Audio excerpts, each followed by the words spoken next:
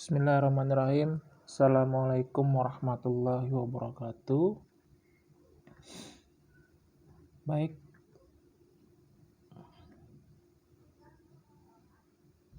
kita melanjutkan materi berikutnya, yakni yang bertemakan kemitraan atau kerjasama koperasi dan badan usaha lainnya.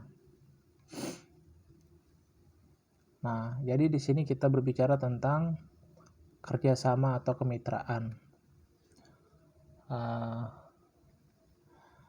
Apa itu kemitraan? Kemitraan itu adalah sikap menjalankan bisnis yang berorientasi pada hubungan kerjasama yang solid, yakni kokoh dan mendalam. Nah, bersifat jangka panjang, saling percaya, dan dalam kedudukan yang setara.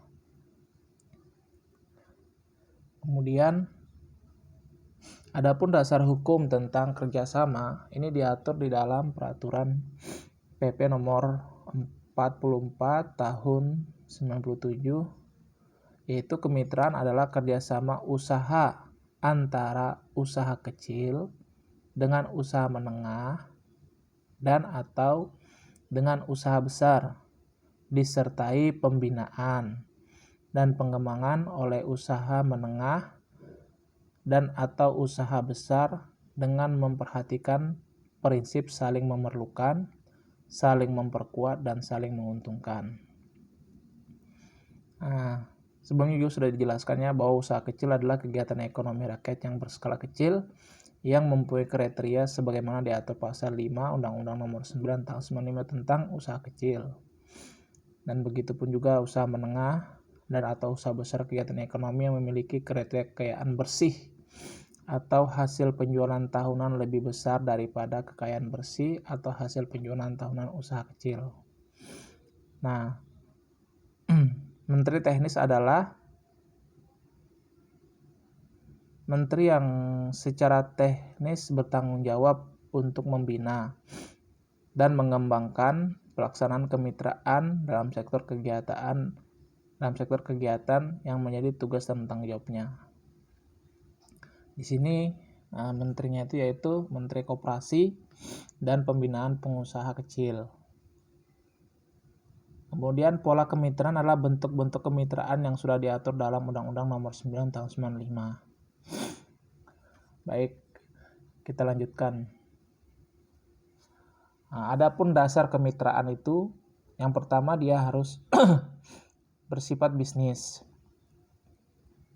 Artinya ya profit lah yang difokuskan. Kemudian antar koperasi dan UMKM itu dia saling membutuhkan. Kemudian yang ketiga, saling percaya. Kemudian yang keempat, saling sukarela. Dan yang kelima, disiplin. Yang keenam itu saling menguntungkan. Dan yang ketujuh, akuntabel, yaitu bertanggung jawab. Dan yang kedelapan adalah saling memperkuat ya. Jadi koperasi dan UMKM itu dia sifatnya itu ya saling membutuhkan gitu ya, di antara satu dengan lainnya. Mengapa kemitraan itu penting?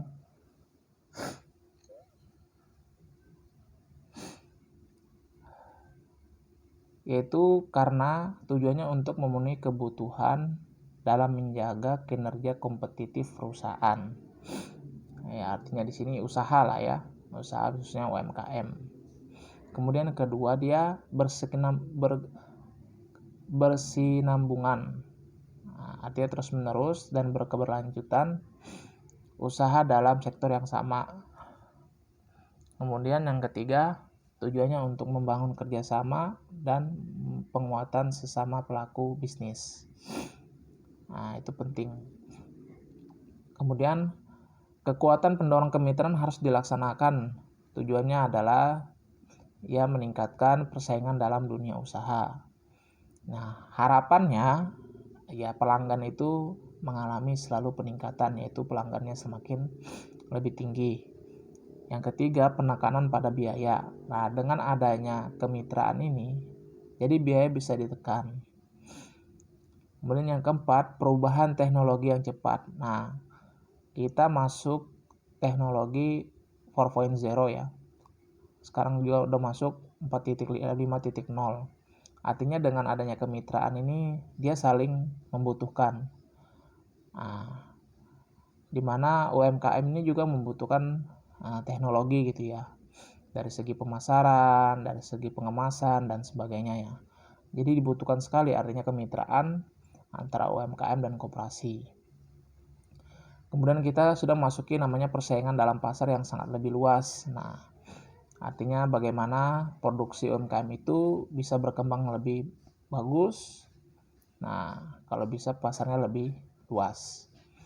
Kemudian kebutuhan akan pengembangan produk baru yang cepat. Artinya memasuki era-era sekarang ini kebutuhan itu terhadap produk baru itu sangat cepat sekali. Nah, dengan adanya kemitraan ini ya tujuannya untuk ya mempertahankan produk yang sudah ada, kalau bisa dikembangkan lebih baik lagi. Nah, yang terakhir kekurangan keahlian. Nah, biasanya di UMKM itu ini sering SDM-nya itu banyak kekurangan keahlian. Artinya hanya mungkin dia jago di produksi tapi kurang di pemasaran maupun misalnya dari segi pengemasan. Nah, dengan kemitraan ini membantu untuk dalam arti memperkuat dari segi pemasaran dan bahkan dari segi pengemasan. Nah, ini sebagai pendorong kemitraan antara koperasi dan UMKM. Nah, dan juga dengan adanya kemitraan itu sebagai pengenalan proses bisnis-bisnis baru gitu ya. Jadi para UMKM, koperasi itu semakin mengupgrade ya ilmu-ilmu tentang bisnis-bisnis baru. Nah, dari segi kemitraan dari sudut pandang sistem ya. Jadi kemitraan itu kalau kita pandang secara sistem ada yang bersifat vertikal backward linked. Artinya sistem kemitraan yang di dalam usaha besar bergerak dalam produksi barang akhir. Jadi usaha kecil sebagai pemasok komponen kepada usaha besar. Ini yang disebut kemitraan vertikal backward linked. Kemudian yang kedua namanya vertikal forward linked. Artinya usaha centernya besar ya. Usaha besar menghasilkan bahan baku dan memasokkan untuk diproses selanjutnya oleh usaha kecil. Nah, ini bentuk-bentuk sistemnya ya. Kemudian yang ketiga ada yang bersifat horizontal linked. Artinya usaha besar sebagai trader, eksporter. Nah, usaha kecil menghasilkan produk yang akan dipasok ke trader. Nah, lanjut. Adapun bentuk kemitraan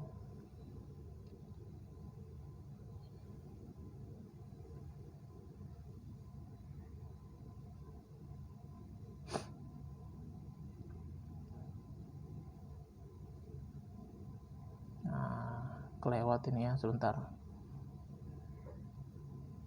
Nah, adapun bentuk kemitraan itu tergantung ya apa yang diinginkan atau apa saja yang akan dikerjasamakan.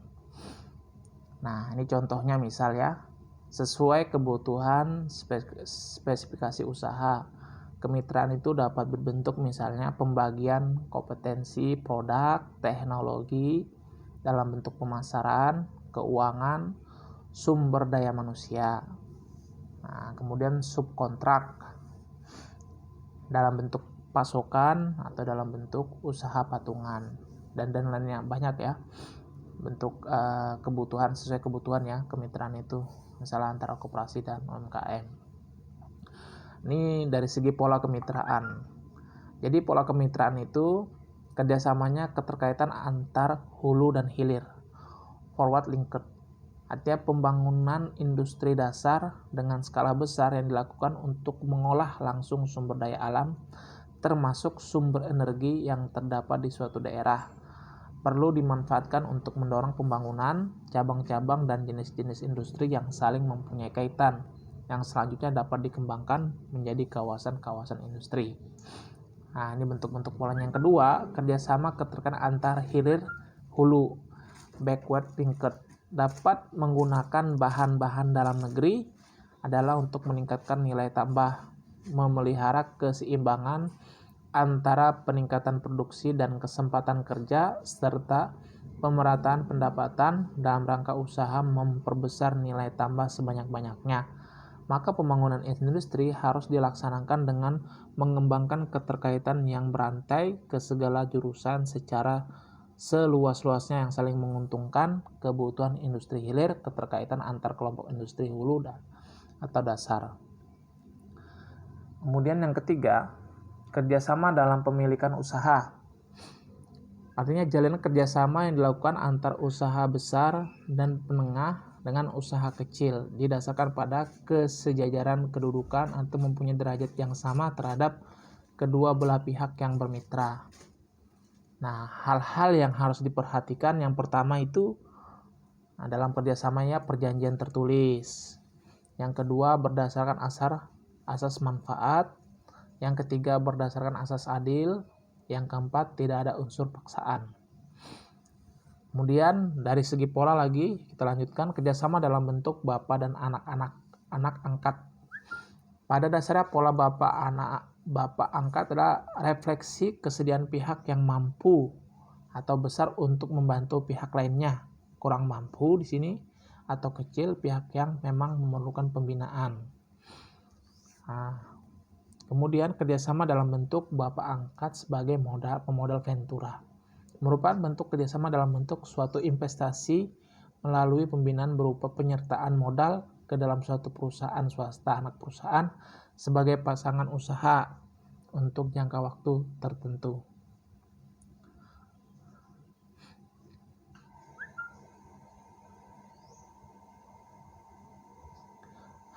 Pola inti plasma adalah merupakan hubungan kemitraan antara UKM dan usaha besar ya, sebagai inti pembina mengembangkan usaha kecil mikro yang menjadi plasmanya dalam menyediakan lahan, menyediakan sarana produksi, pemberi bimbingan teknis, manajemen usaha dan produksi, perolehan, penguasaan dan peningkatan teknologi dan lain-lain yang diperlukan bagi peningkatan efisiensi dan produktivitas usaha.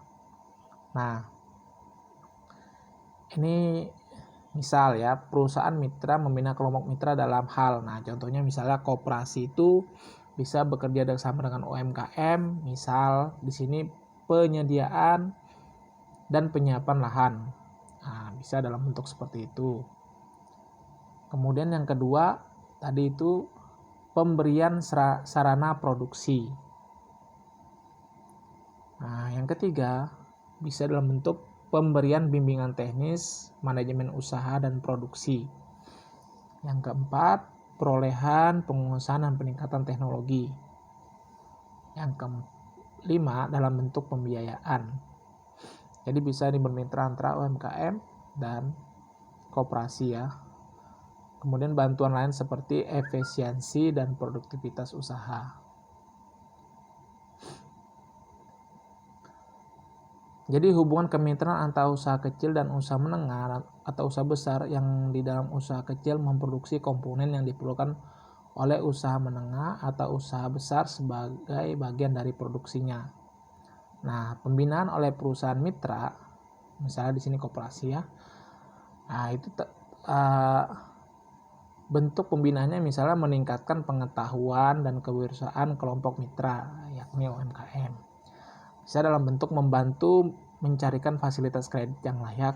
Nah, misalnya untuk UMKM juga, misalnya mengadakan penelitian, pengembangan, dan pengaturan teknologi tepat guna. Yang keempat, melakukan konsultasi dan temu usaha.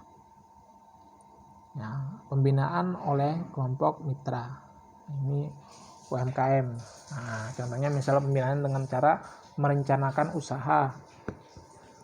Yang kedua, melaksanakan mentaati perjanjian kemitraan, memupuk modal dan memanfaatkan pendapatan secara rasional, meningkatkan hubungan lembaga dan koperasi, dan yang terakhir, mencari dan mencapai skala usaha ekonomi. Nah, dari sini mungkin gambaran ya tentang kemitraan dan UMKM.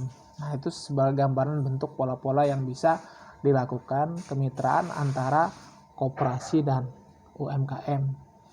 Mungkin itu saja yang bisa disampaikan. Kurang lebihnya